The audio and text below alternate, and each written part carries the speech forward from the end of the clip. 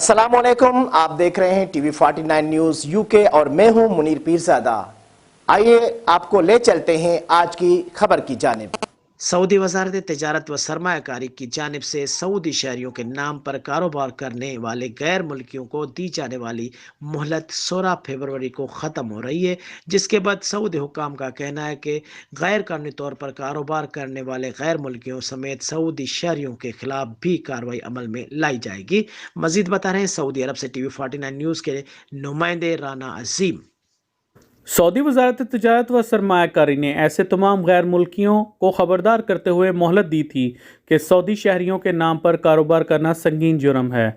ऐसे वो तमाम गैर मुल्की जो इस जुर्म का मुरतब हो रहे हैं वो अपने कारोबार को सऊदी कानून के ताबे लाएं, जिसके लिए मार्च 2021 से सितंबर 2021 तक मोहलत दी गई थी, जबकि इसमें मज़ीद 6 माह का इजाफा किया गया था, जो कि अब 16 फरवरी को मुद्दत ख़त्म हो रही है। सऊदी अरब में मुकीम पाकिस्तानियों की बड़ी तादाद ने अपने कारोबार को सऊदी वजारत तिजारत व सरमायाकारी की हदायत के मुताबिक रजिस्टर्ड करवाया है, जिसमें सफारत खाना पाकिस्तान ने भरपूर मुआवनत फरहम की है। इस हवाले से एम्बेसी ऑफ पाकिस्तान में मिनिस्टर ट्रेड एंड इन्वेस्टमेंट अदहर दाहर का कहना है कि सफारत खाना पाकिस्तान के मुआवनत से 200 से ज़ायद पाकिस्तानियों ने अपने कारोबार को कानूनी शक्ल दी है, जबकि अपने तौर पर भी सैकड़ों अफराद ने कारोबार को रजिस्टर्ड करवाया है।